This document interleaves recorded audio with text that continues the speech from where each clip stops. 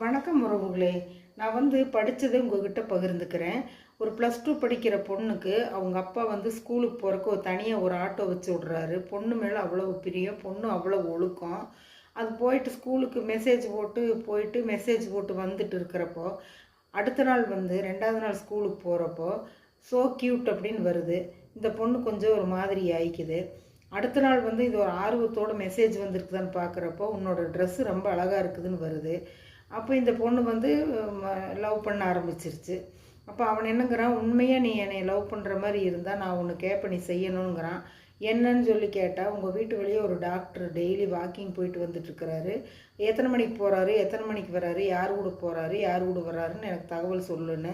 இந்த பொண்ணு அடுத்த நாள் எல்லா தகவல் சேகரித்து அவனுக்கு மெசேஜ் போட்டுருச்சு. அந்த அன்னைக்கு காலையில் 7 மணிக்கு டாக்டர் குத்துப்பட்டு இறந்து கிடக்கிறார் ரோட்டில்.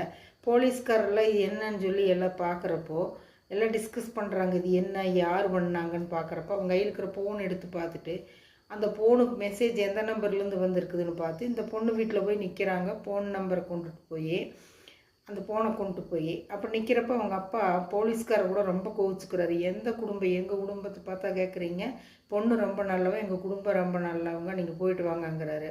இங்கே பாருங்கன்னு சொல்லி நம்பரை காமிக்கிறப்போ அவங்க அப்பா பார்த்துட்டு இருக்கும்போது அவங்க அம்மா மயக்கம் போட்டு விழுந்துடுறாங்க.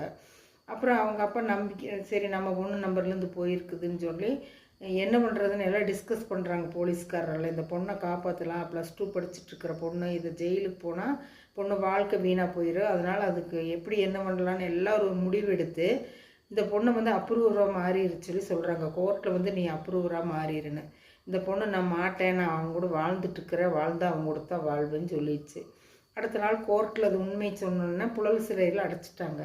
இந்த நம்பர் அவனுக்கு எப்படி இந்த பொண்ணோட நம்பர் கிடச்சிதுன்னா, ஆட்டோ டிரைவர் மெசேஜ் பார்த்துட்டு ஃபோனை வச்சுட்டு ஆட்டோ ஓட்டிகிட்டு இருக்கிறப்ப இவனை எடுத்து அந்த நம்பர் எடுத்து சேவ் பண்ணி வச்சு அந்த பிள்ளையை ஃபாலோ பண்ணியிருக்கிறான். பெண்கள் எந்த இடத்துலையுமே ரொம்ப விழிப்புணர்வோடு இருக்கணுங்கிறதுக்காக இந்த வீடியோ போட்டிருக்கிறேன்.